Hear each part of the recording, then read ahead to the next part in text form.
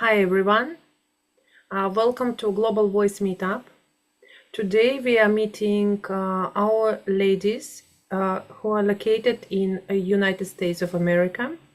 For those who do not know what Global Voice project is about, a shortly introduction, and I would like to encourage you to see our previous series. So basically, it's online meeting with Uzbek women who are building the future abroad, studying at top universities, working at top companies, growing careers, and leading global companies and startups, launching startups, creating new opportunities for others. And this project was actually initiated just simply to encourage everyone who is listening us, who is watching us, who is an active member of Women in Tech Uzbekistan community, to encourage everyone to not to be afraid to make steps, to try their guts to work and study abroad. And when we are listening to our amazing ladies who are coming to visit us, which we really appreciate, we actually getting inspired, because whoever comes to Global Voice is really unique person. I would call like a hidden gem with its own story, with its own unique life hack. And we are really happy that we are managing to lead this project, and it's already our third meetup. And today I would like to introduce you to Kamola and Shaira, who is joining us. And I'm really happy that we managed to do this, because we've been waiting for this event for many months. And right now we would be listening to the story of Kamola and Shaira, and also we would have a chance to ask questions, to connect to these ladies after the event, even for someone who is just going to watch this video on YouTube, to connect to Shaira and Kamola and have an opportunity ask their own questions, advice, opportunity to to network even. So here you are on the stage. Please, Kamola, Mir. Hi, Kamola. Hi, Natalia. Thank you for introduction. And hi, Shaira. Hi, happy to be here.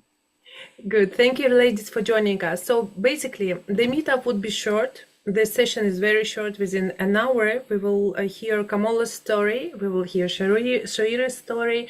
And after the intro of each our talented professional from US, we would have a chance to discuss and to ask questions and really like to network. So 1 hour, get ready, get prepared. Giving the stage to Kamola. Kamola, please take the stage. Yeah. All right. Thank you so much again for the introductions. It's very exciting to be here. I would love to start with my background. I was born and raised in Tashkent and moved to California in 2019 to continue my studies for a bachelor's degree in Missouri. And currently I work as a founder and CEO in a maternal health tech company called LightofX, where we are developing medtech in collaboration with United States, United Kingdom, Australia, and Spain. I'm also by background a biotech researcher, again, which I obtained here. I used to work for the White House eDNA project under the governmental lab. And now I'm going to share about my education and experiences that actually turned into this career pathway and led me to start my own company. So academically, I started, as most of those big girls do, in medical school and medical college. I was a nurse because most of our moms tell us, hey, you need to go to med college, then go to Tashmi, which is our medical academy in the past, and get married and have kids, and that's it. You're going to have a peaceful life. So I was following that typical Uzbek pathway of going to become a nurse at Borovsky Medical College, which unfortunately doesn't exist anymore. I was one of the last alumni in 2019. Then I decided to actually look beyond what was within Uzbekistan. I was interested in biotechnology because of our studies of biology during Borovsky Medical College. By background, I come from Sergili, which is one of the more industrial parts of Tashkent, where we were not really aware of studying abroad or going outside of Uzbekistan. Even getting an education was considered something of an achievement. For example, both of my parents, don't have higher education, so I was the first generation college student for them as well. And looking into studying in the United States was something of out of our scope or out of our imagination for us. But once I started attending different kind of Olympiads and winning different Olympiads, like National Biology Olympiad and National English Olympiad, I started seeing different kind of kids, different kind of students who had broader view of the world, for whom the world didn't mean anything. There were no borders, there were just opportunities. And one of those opportunities was going to United States. I applied for US schools, I applied for Korean schools, got accepted into multiple, and I had a choice, which is a privilege. Choice is always a privilege, and I chose to go to Missouri. Once there, I started studying biotech and doing my research, which was then published in Texas Journal of Life Sciences. Then joined the White House Edenia project, as I mentioned earlier. Once I moved to California, through my professor's recommendation, they recommended me to the governmental lab where I conducted my individual studies and contributed to the Congress studies. Professionally, I recently joined American College of Obstetricians and Gynecologists as an educational affiliate. That one is basically completely unrelated to biotech, but comes from my nursing background from Tashkent.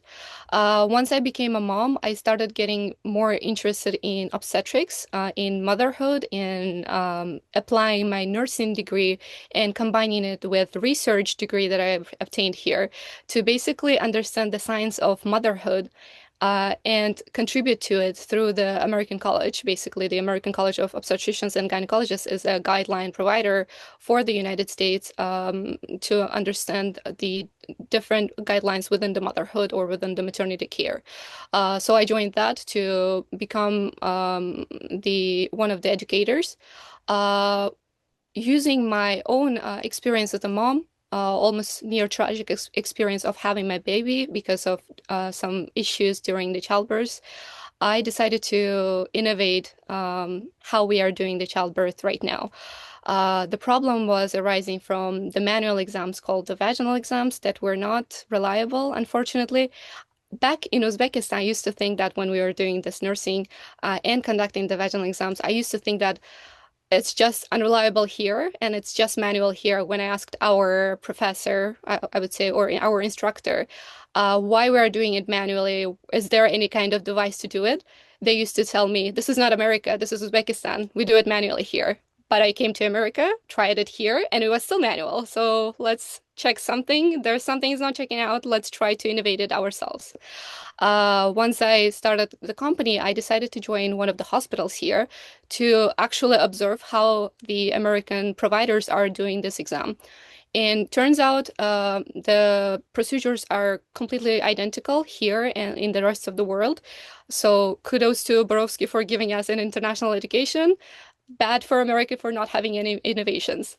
But in that terms, we decided to innovate it through different monitoring systems, taking it from my research background. So it actually worked out to have that Uzbek background and local background to show that I have international capacity to bring into this new company.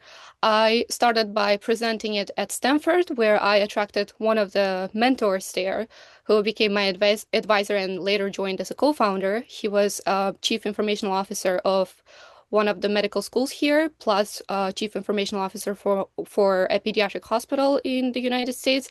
So he had the background that was completely aligned with our interests and the interests of the company's future trajectory.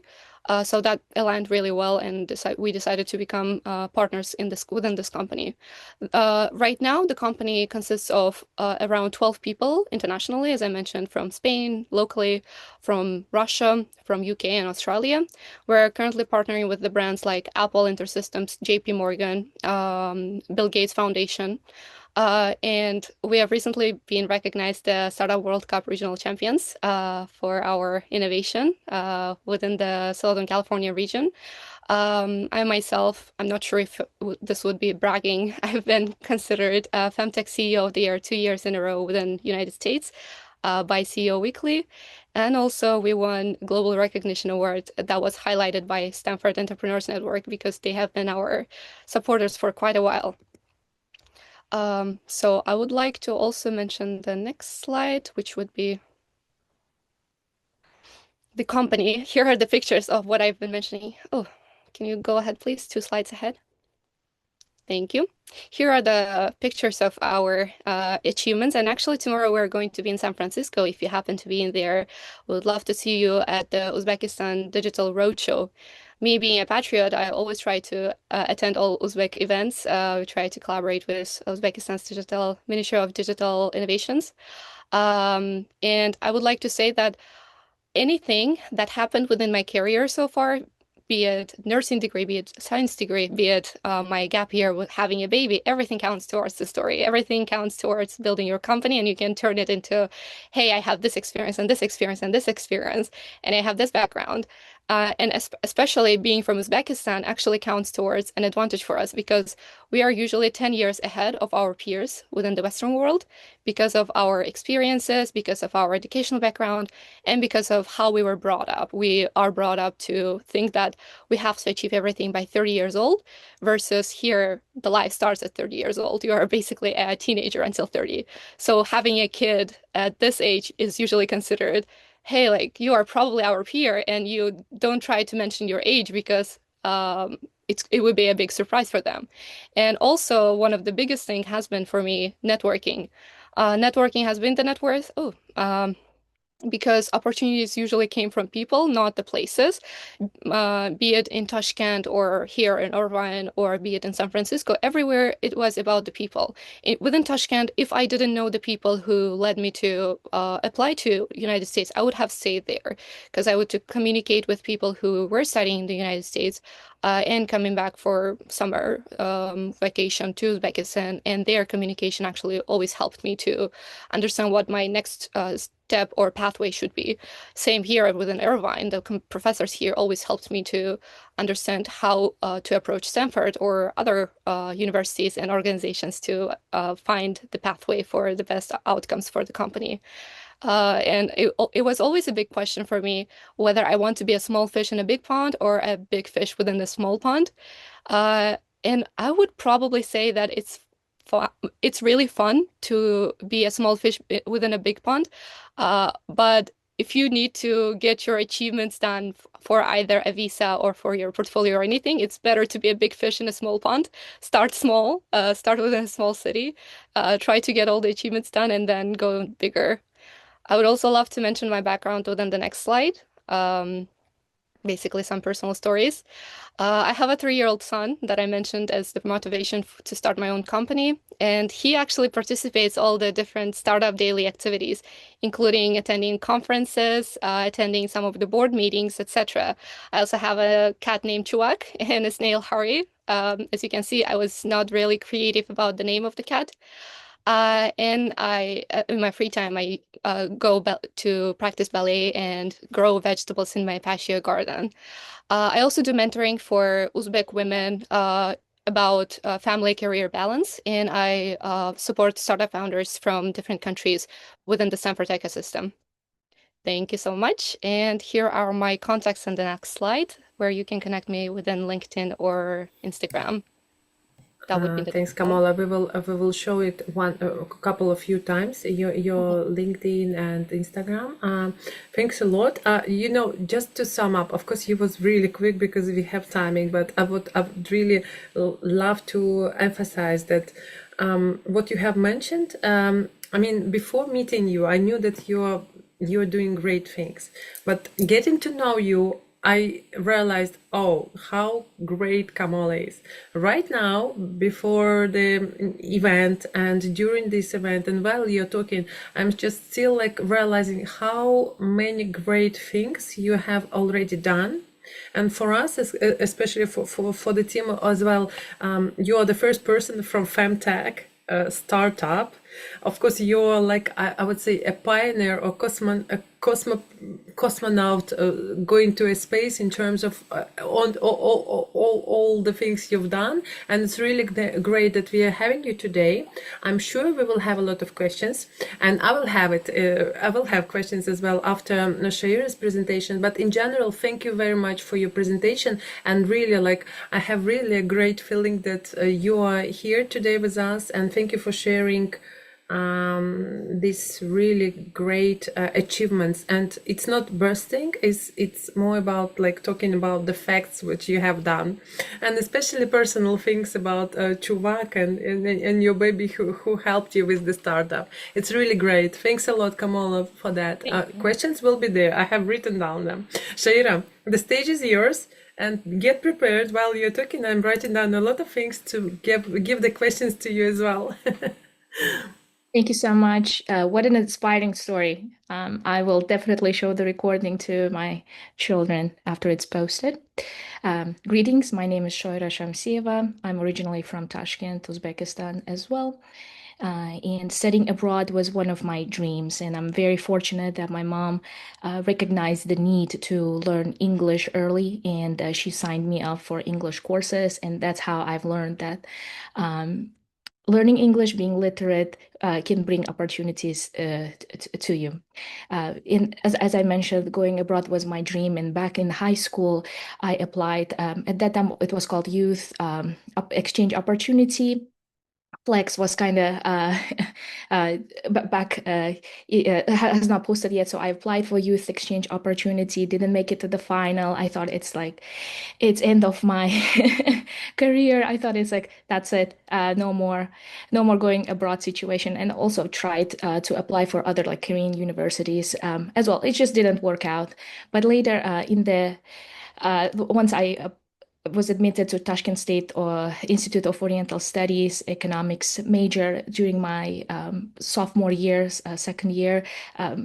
It happened to be a dean of the English office said, "Hey, can you reach out to this teacher? Apparently, there's an exchange program, and like you can find out the details." Which I'm very grateful for that professor. So I reached out to another English professor, and then she said that it's all posted and in the U.S. Embassy website. I'm very fortunate as again that my mom also saw the need to teach me computer skills, writing email, using Microsoft Word, and all the office tools back in the day. And I went to the website, found a UGRAT program, and then applied. And fast forward, I was accepted as an exchange. Back in the day, it was only 2 semesters, and right now I think it's shortened to 1 year. And it did come with some caveats, meaning that I would have to stop my studies at the Oriental Institute, take an academic year, come to the United States, and then resume it, right? So 2 semesters at the University of Evansville was wonderful. I learned about American culture. I was assigned a host family, although I lived in the dormitory. What I've learned, the universities have a dedicated mentors to welcome international students. They met me at the airport, showed me the dormitory where the cafeteria is. So basically helped me to onboard and make my experience better. Graduated from the program as other fellow alumni, came back to Uzbekistan, and my friends, we were like, I think in our 20s, where my friends were getting married, and I thought that it's time for me as well. And I think like Uzbek mentality had in mind. I did get married and came back to the United States as a spouse of a student on an F2 visa. And after my son turned 1 year old, which was like within 2 years, it it was decided, a consensus, that it's time for me to go back to school, and I've applied to Middle Tennessee State University. And I later will also add that I did have FOMO, like fear of missing out, because my original course mates, classmates, they've been not only graduating from bachelor's degree, but already applying for master's degrees. And here I am having a 2-year gap in my pathway. TLDR, applied to the MTSU. Again, very fortunate that my parents paid my bachelor's degree tuition, transferred as much as credits as possible from Institute of Oriental Studies and the University of Evansville. A lot of accreditation process that went through, and also applied to change of status from F2 to F1. Bachelor's degree, lots of money has been spent. And fortunately, when it was time to graduate, there were spots to apply as a graduate teaching assistant, which means MTSU, and I'm sure there are like other many universities that offer that program. If you sign up as a graduate teaching assistant or just an assistant, the university will waive the international costs, and they will just charge you in-state tuition. And on top of that, they will go ahead and cover those costs for you, and then will pay you stipend. Back in the day, it was $800 or $865, which was barely covering the daycare of my child and our food. And again, I'm very grateful to my parents who were sending money for me to afford the rent and my day-to-day costs. So and also very grateful to the professors who allowed me that graduate teaching assistantship opportunity, which built my confidence. Especially English is not my first language, right? Accent is there, and the confidence was not there, unfortunately. So working with students did build my confidence, and I feel like explanation skills, like how to explain, how to listen, and etc. And another thing that I wanted to point out, originally I was economics major, University of Evansville also economics major, and then I later pivoted to computer science. And this is also like to point out that the career doesn't have to be straight. You can zigzag where it's possible, and also you can catch up as well. And what made me to pivot to computer science, as Kamola said, network, right? Or also like being willing to ask for help and ask for advice. So when I was in my maternity leave, I was using my phone a lot. There were lots of blogs, and they would post like, "Hey, I'm building this blog and I'm making this amount of money." So the money curiosity to learn something new led me to reach out to the computer science dean. And I said, "Hey, MTSU has 2 departments, information system and computer science. Which one I need to pick?" And then she said, like, if you want to use applications, you want to do analysis on the ready-made given data, like then you need to go to the information system. But if you want to do the actual development of the application code, then you need to choose the computer science. And I said, okay, let me pick one computer science class. I love the professor, and if you are studying or planning to study in the United States, I cannot stress enough that there are like websites, I think it's called Rate My Professors, where you can look up the professor, because the class can be taught by multiple professors, and good professor who is prepared, who is understanding, who is on top of their game, does make a difference in your experience of learning. Fortunately, I've selected a really good professor, and all professors in computer science were good, but she was the best for the foundational of introduction to programming. Learned a lot, really liked it, and lately added to as my minor for bachelor's degree, and later pursued the master's degree. And another thing I also wanted to add, computer science was not easy for me. And after all those like rosy glasses were taken off, after hard problems, hard topics, I was at the edge of dropping out the minor altogether and not pursuing computer science. And kudos for the lab assistants who said, sure, like you can catch up. I'll give you extra resources for you to learn. There are lots of resources out there that you can catch up, you solidify, and it's okay to fail. Like it's okay if your program is not working, if it's full of bugs. That's how you improve it. So kudos for that. And then my mom as well, she said, like, what do you see the future in as an economics major or or a computer science major? And I said, I think computer science major is the future is bright. And she said, don't worry about the extra cost of adding the minor, just pursue what's need to be pursued. So fast forward, worked in multiple companies, and one of them has been WEX. Once I received the Amazon offer, I went to Amazon, and after 2 years, I've decided to return to WEX for personal reasons. At Amazon, I think I grew my backbone, like learned to say no, because if you don't say no, your day will be not only day, your night and weekend will be filled with a lot of work. And so I did learn a lot of like growing my backbone, being able to say no, being able to discuss the difficult conversations in terms of the design and architecture of the software, and also like share my ideas and thoughts, which I'm very grateful for. I think it really grew me as a professional. And so currently at WEX, I'm a software development manager. I'm new to this field. It's like my second year of the management, still learning. It's very different than being the individual contributor. And I'm very fortunate that I have other seasoned managers who support me, who I can reach out to with questions. TLDR as well. Last year, it was a dream of mine. I was selected as a Nashville Emerging Leader in Technology. The award is given to not only people who excel professionally, but outside of their careers as well. And me volunteering my time, bringing Wexers in Nashville together to volunteer, being a board member in YWCA Junior Board, National Technology Council's Ambassador Board, and bringing my impact really helped me to get that award. And then this year in January, it was announced that I was part of the Nashville Business Journal's 40 Under 40, which is also a dream come true. Okay. Okie dokie.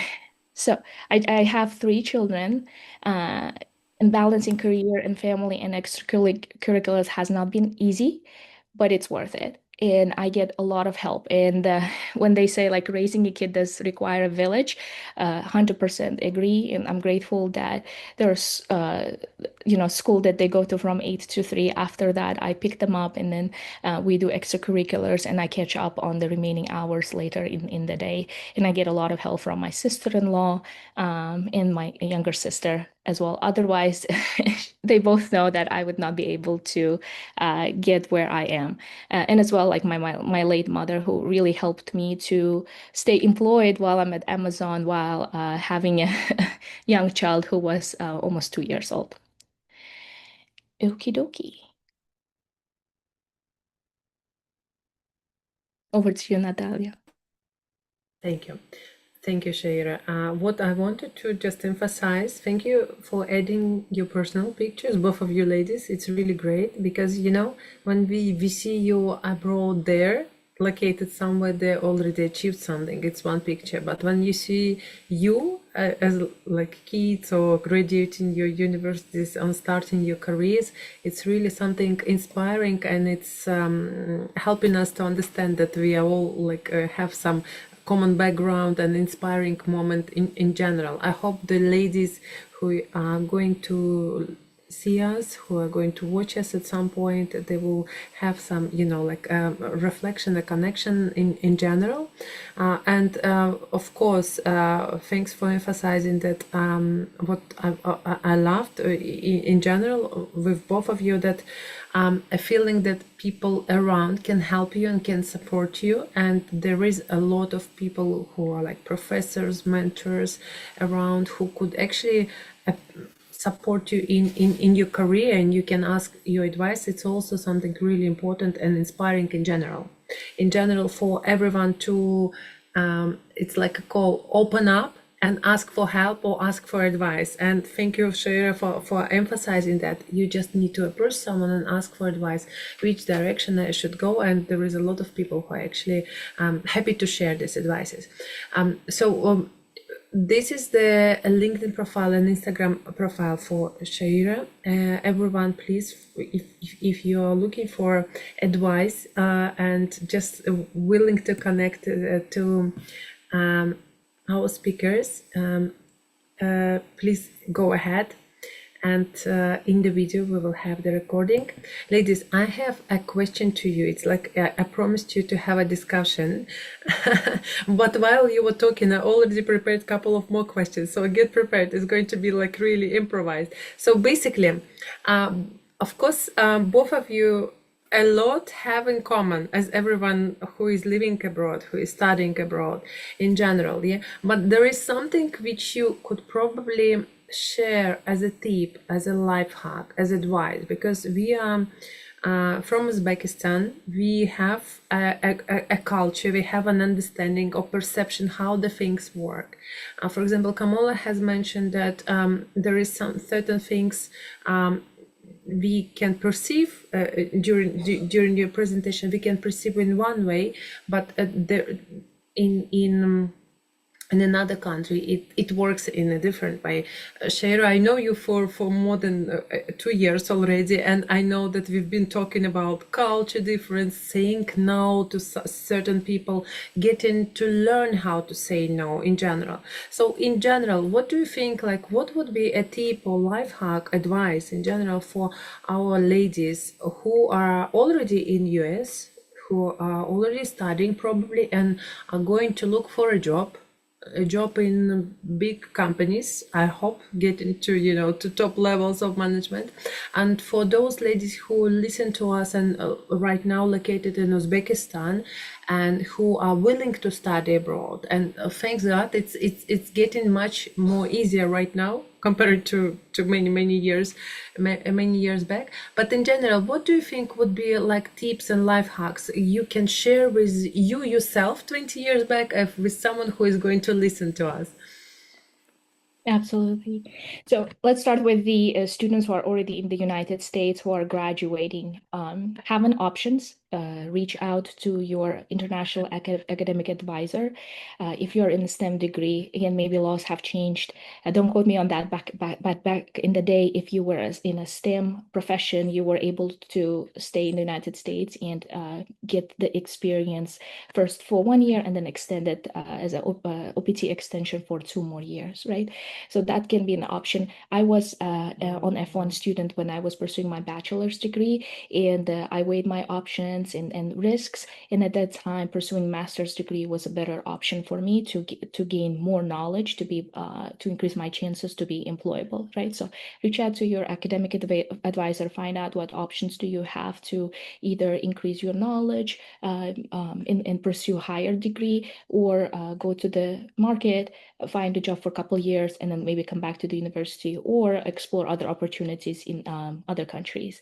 And then, so let's say you are during your job search, you need to start as early as possible. Internships during the summer do make a difference. It helps you to build your resume, your projects as well. Attend hackathons, try to attend networking events, conferences. There are special prices for students. It's usually cheaper. Reach out to your professors and dean of your department for scholarships. I have known many students who reached out, applied, and won scholarship. For example, the one of the widely known technical conferences in the United States are Grace Hopper, Society of Women Engineers, Women Who Code. So they have applied, and the university actually paid for their round trip and the admission ticket, right? Another thing is also building your personal brand, publish those articles, attend those conferences as speakers, and it is very reachable. Sometimes you think only the experts who have been in the industry 20-30 years attend and speak, but that's not true. So if you have a knowledge to share, absolutely, there are many conferences. Even you can join your professor and join their research program as well and publish articles together, right? So it will really help you to build up your resume.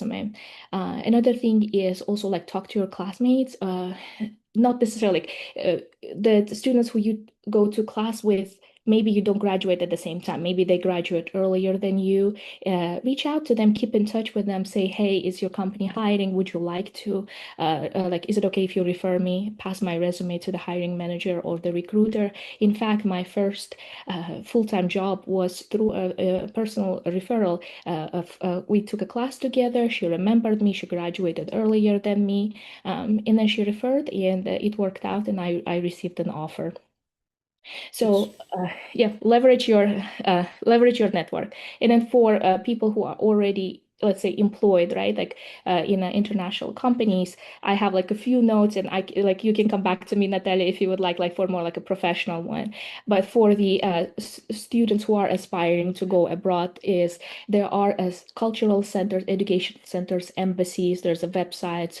Do your research, reach out to the alumni, as Natalia mentioned, like LinkedIn, Instagram, Facebook, maybe reach out to them, ask for advice. Some people openly share that as like as a blogging, or like if you see that it's alumni of UGRAD, like reach out and say how did it work for you, what's the structure, what's the process, and etc. And people are very open to that. And my big advice, right? Like apply to as many options as possible in different countries. So you have options, as Kamala said, options are privilege. And then pick what is financially safe for you, which will be the most, like basically have a column like plus and minuses, and then pick the best one. The more opportunities you apply for, the better it is. And of course, in my opinion, leverage the full scholarships.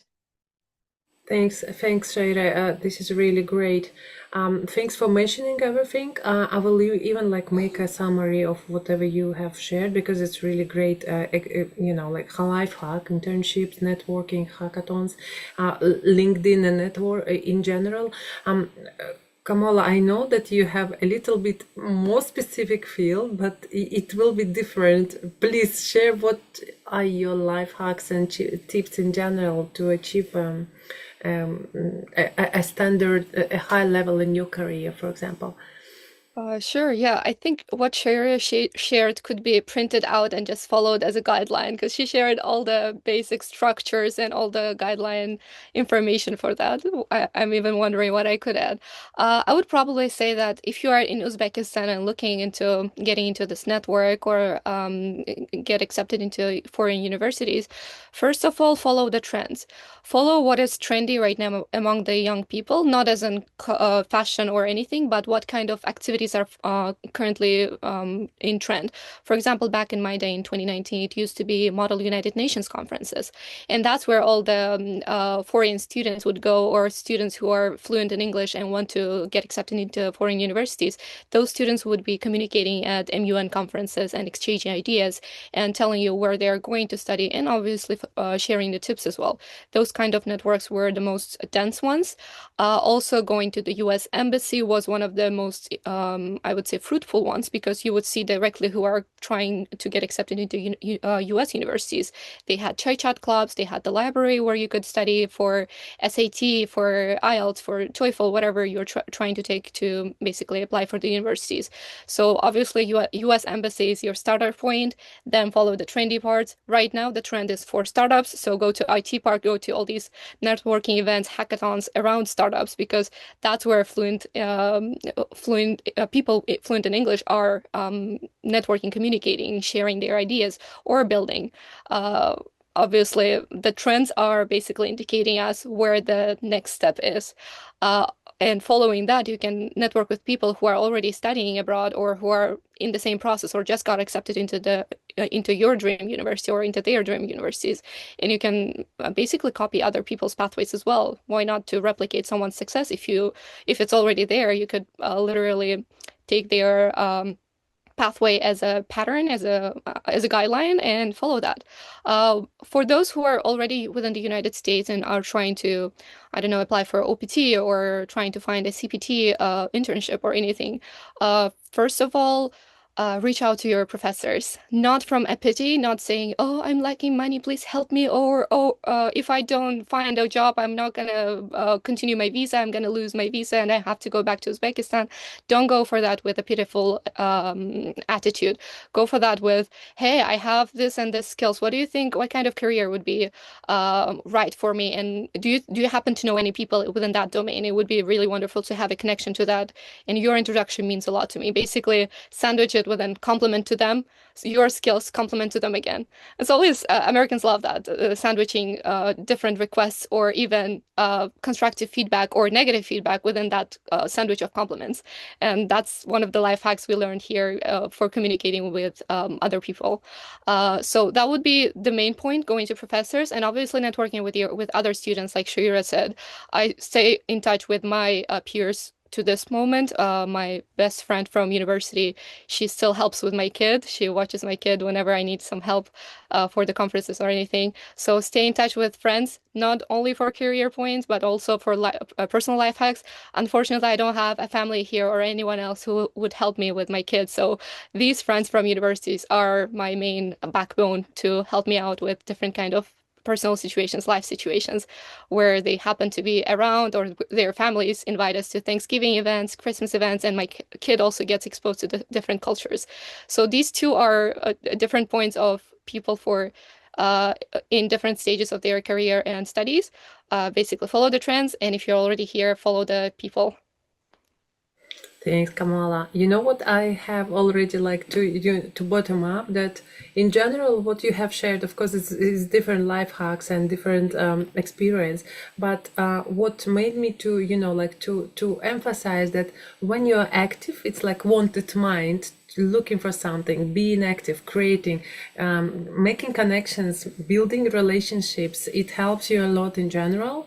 And as you mentioned, Kamala, that even people who you studied, they help you with the kids, which is really touchy because it's not everywhere, not in every country people are that helpful. And Shira, as well, when you mentioned that people who you studied with recommended you for work, it's really something like very precious in terms of like it's human being attitude, and it's really still there, and it's really great. But what made me to think that whenever you're active, whenever you are searching for something, whenever you're looking for hackathons, internships, it leads you to the goal which you have set up. It's something like I would like to emphasize, and I would like to encourage everyone who is watching our video or who is with us today, just to consider as a good life hack in general, to be more active, more proactive, and come with ideas. It's really great, actually, Kamala, that you mentioned that if you have some ideas, if you stated that I'm interested in this and this and this, instead of complaining where you're from, it's really great that you have come up with the proposal and help me with this. It's really precious for me to hear it, to polish up something which I have already learned from my experience. But ladies, I will have one more question. I know we are running out of time, but probably in a couple of words, would you be able to say what type of soft skills helped you? Of course, we have already covered it, yeah?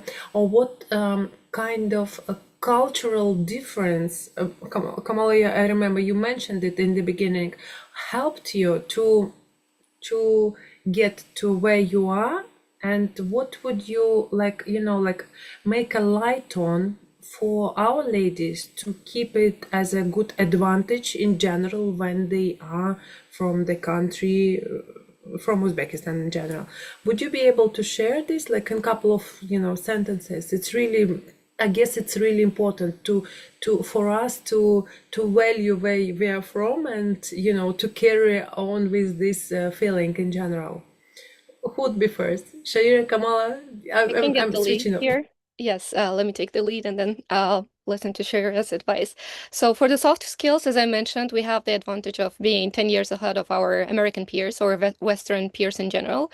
That makes us stronger in terms of we are very flexible, adaptable, and strong. We have maturity level of older people at a younger age because we have experience in family, in career, in education. We have been exposed to different cultures versus most of the Western people that that we talk to in daily interactions usually only stayed within their own city or the country or the state itself.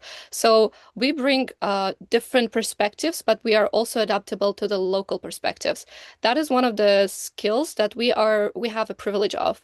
One of the things that my mom always mentioned and kept telling me as I was since I was a kid is basically being yourself. She always told me, be yourself, bring yourself as you are, and then people who can be who fit in can be fit in. If and if the person doesn't like you the way you are, then that's not the person you want to interact with, because it's very problematic and it's really energy consuming to keep pretending to be someone else for whatever the time frame it is for you to interact with that type of person who you are acting in front of.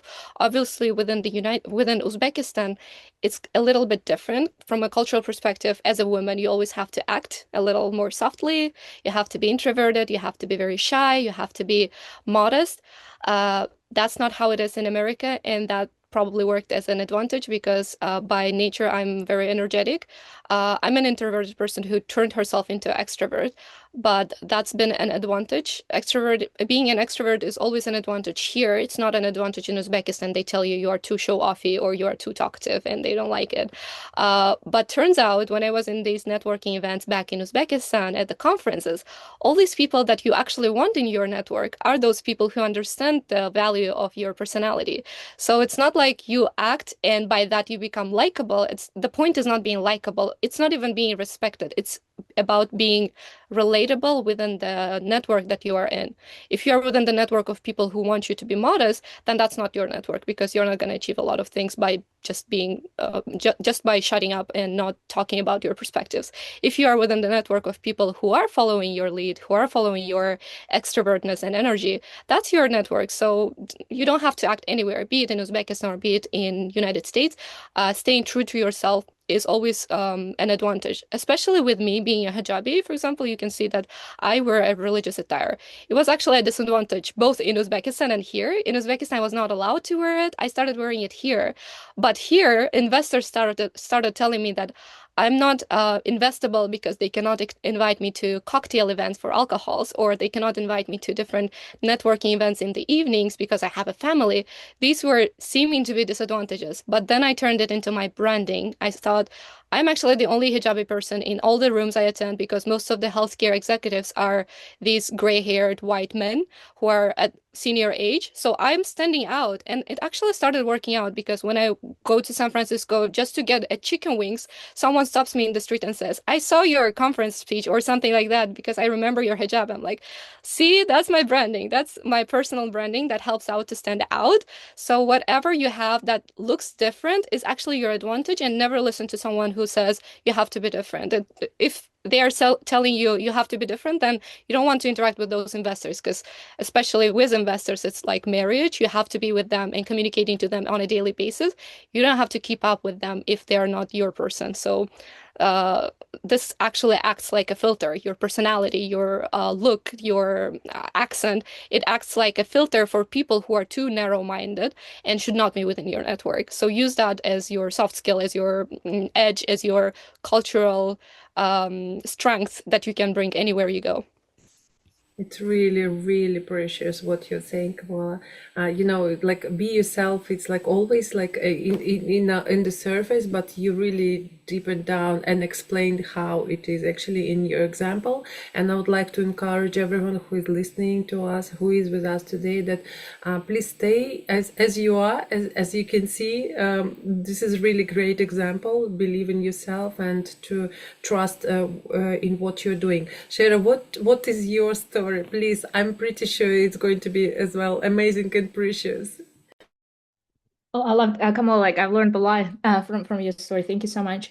So a couple of the notes that I've made is importance of becoming subject matter expert, where your coworkers can reach out to you for advice, right? So they, for example, like at my company, there is a coworker that's known to be expert in Kafka, in Avon, in event systems, right? So anytime there's a schema error, so any errors, I try to, of course, unblock myself, but within the 30 minutes, I do reach out to that person and get their advice. So it shows your excellence. It shows that a lot of things at work, right? And then another thing that really helped me to, I think, get promoted and be seen as promotable, right? So let's say you're blocked. First, do your research, especially like if you're coding, right? Like hitting the wall is expected, or like causing a bug, or not knowing how to like how systems work in the backend. So make sure before you reach out to the person, do your research, and then if you can figure it out within 30 minutes or so, like you need to like go ahead and message them, right? Say, hey, this is the problem that I'm having. This is the two, maybe three things that I've considered, attempted. I'm still blocked. Can someone help? And then when people see that you did put the effort, instead of like just copy pasting the error and saying, hey, what do you think about it? It's going to really help to show that you are trying to learn, you're willing to do your research, right? And especially if you're like in software development, leverage the coding assistants like Cursor and Copilot to ask those questions. There are like times when I don't know how this part of the system works. If before I would reach out to the subject matter experts, now I ask the Cursor, I prompt, I say, hey, how this code works, what's the path that it can take, what can go wrong, right? So I think having those Gen AI tools that are available to us at work and publicly really helps us to unblock ourselves first as well. And then uh, if, for promotion purposes to excel in your career, you need to think about impact you bring to the table, right? So when you are pitching yourself to be promoted, or the quarterly or annual goals review, your performance review, it should not be a task list, to-do list, say, hey, I've did this, I've did that, I've did that. You need to like look at from the impact, the work that I've did bring this amount of savings to the company, new revenue to the company, savings in runtime of the application, how the services work. Very similar in the resume as well, right? When you list your job, right? Don't just list what you did day to day. In As a also hiring manager, I do look at what did they bring to the table, like what was their impact in terms of to the company, right? Like how they improved maybe their team members' lives or their customers' lives, right? Another thing is practice saying no. No is a full sentence. In my opinion, and what I've been observing on social media is especially Central Asian girls, that you overextend. Not all volunteering events require you to attend. And I'm myself learning that the hard way. And my mentors keep saying, Shora, you are at your life where you need to only focus on what's absolutely needed. Volunteering can wait, attending networking events can wait. And once you're fully ready, you can resume them as well, right? Because you're over extending and being overloaded and tired is not a badge of honor. It will prevent you from thinking straight and focusing on what's important, right? And same when you're building your resume, your portfolio for applying, right, for the universities. Diversity is good, but focus is better in terms of when I look at your resume or essays or right, like I do want to see a pattern of focus. So if you like, let's say you're a marathon runner, you help at the pet shelter and etc. I'm like, wow, she does a lot. But I do want to know the story, the connection in terms of those like relationships in this efforts, right? And then doing it all is a myth. Yes, you can do it, but at what cost, right? Like, uh, I feel like I thought it's only universal to Oriental women, but it seems like it's universal to Western world as well. Women predominantly still do the majority of the household work, the hidden work. They are predominantly the ones who are raising the children, right? And also you need to excel in the career and also volunteer at your school's events and also contribute to the community, right? So you do need to like focus and what's important for you and your family's long-term goals, and also delegate where possible, especially in Uzbekistan, in my opinion. If it's affordable to get the cleaning for your house, get it done. If it's affordable for someone to come help you cook, or you can buy like pre-cooked meals, right? Do that, because it will take some stress away from your mind. And even research shows that the house being dirty or needs cleanup does affect mental capacity of women, right? So delegate where possible, same at work as well. You don't need to pick up everybody's work. Like, you need to hold them accountable as well. If somebody not doing the work, you need to follow up and make sure that they get it done instead of continue cleaning up. Maybe one time, two time as a good gesture is good, but it will like stretch you too thin. Okay, and then in more like for software development, right? Like, your pull request needs to be as close as ready as possible. Make sure that it's people reviewing your code, your work, know that you put effort into it. Create good demo docs, create screenshots, proof that what you've changed works and that you didn't break anything. Add the unit test coverage where applicable. Okay, and the last but not the least, your opinions are important, right? So hop, not gonna get you there, right? Share your opinions. Actually, there is a room to share your opinions, right? There is a good leadership principle at Amazon, is disagree and commit. Like, we do bring our opinions together, but once consensus is made, we wholeheartedly contribute to the solution that has been selected. Do I have a couple more minutes? Apparently, it's not the last of the list. I've come up Yes, you with have, more. Shaira. Okay. We have still So, 5 more minutes, and we can, of course, like okay.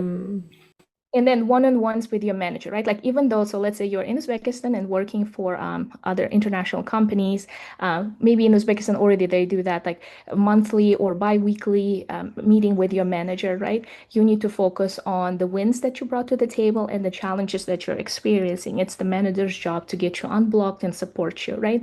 Another thing that I've also learned is, don't always come with the problems, comes with the solutions. If something is on your mind, come up with the solutions. Give your manager some options to choose from to solve that problem. It will show that you are experienced and practiced in what you did, right? And what I promise one and not last thing, learn the benefits that are offered to your company, right? Financial literacy, financial independence give you options to walk away from situations that are not healthy to you. May it be family, may it be work, may it be the location where you live in. great. Thanks a lot, ladies. It's really treasure what you have shared with us. For me, myself, it's a lot of life hacks. It's a lot of highlights which I have heard, I have thought about, but you actually formulated it and really like announced everything. Shaira, what you have like mentioned about focusing and really like focusing and thinking about your source, what you can do, it's really important.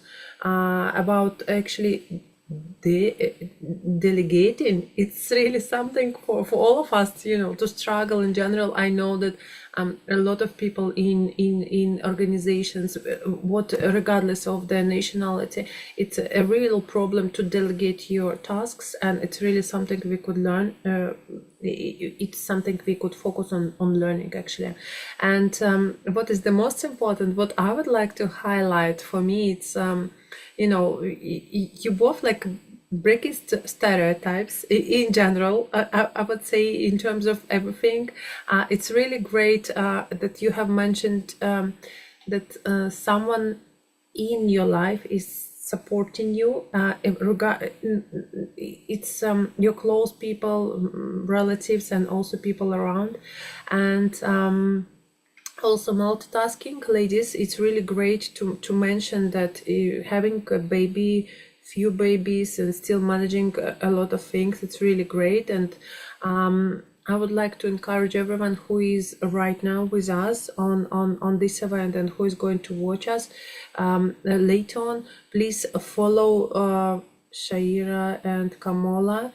Please see how many events and how many great things they are creating, how many I know that we've been like friends with Shaira many already couple of years. I can see that Shaira is contributing to a community a lot. Kamala as well.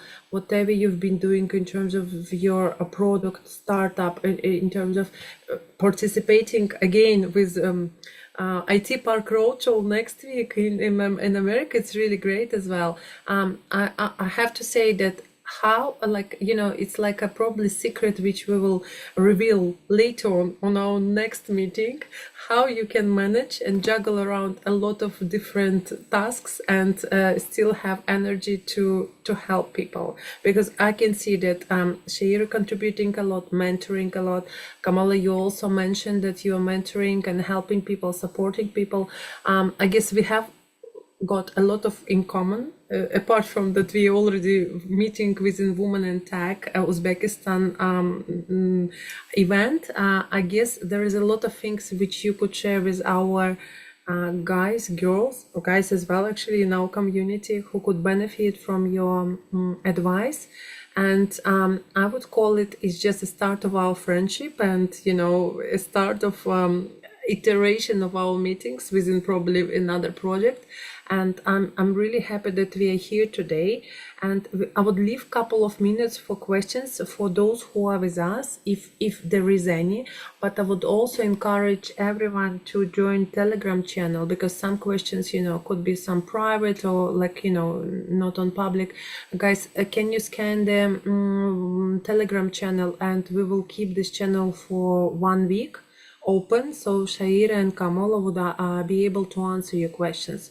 If there anything we could answer right now from the audience who is listening to us, guys, please raise your hands if there is anything we haven't covered and who wants to hear something additional from what already have been announced and said.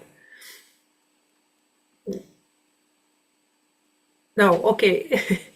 Let's keep it for the later on. Kamala, Shaira, everyone who is joining us today, with huge, like from the bottom of my heart, as they say in English here.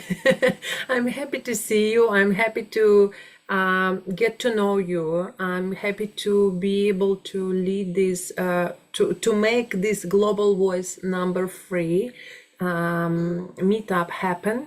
And I really hope that one day we will meet in Uzbekistan live, all of us, you separately with members of our community, with members of our team, and we will carry on our discussion. And still, like, thanks a lot for everything what you have shared. I will digest it overnight, definitely. Thank you so much, Natalia, Anna, and all the volunteers. The impact that you're bringing in Uzbekistan is amazing to see, and I'm in awe. The efforts that you're bringing, the traveling to the regions, sharing the knowledge and opportunities.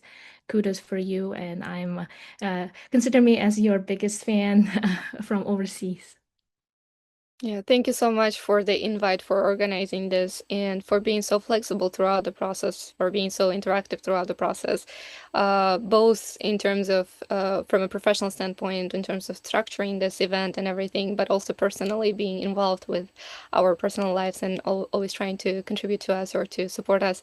This means a lot in terms of Natalia, but I also want to mention everyone else, Anna Abrazevich, and every volunteer here, and everyone else.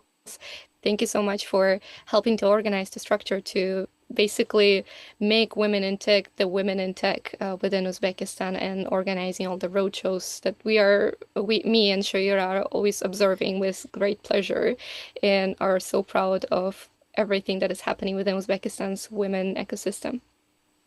Great. Thanks, ladies. I promise I already follow you, but thank you for being, followers and supporters of what we do. And I really hope that, with this event, we will bring more ladies, more participants to enjoy and benefit from what we are sharing. I'm pretty sure there is a lot of highlights, a lot of benefits you have shared.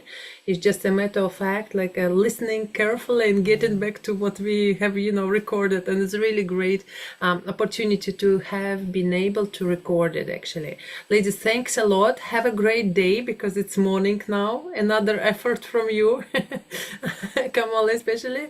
Have a great day, and I'm really hoping to stay in touch and have some questions in Telegram channel as well. Thanks a lot.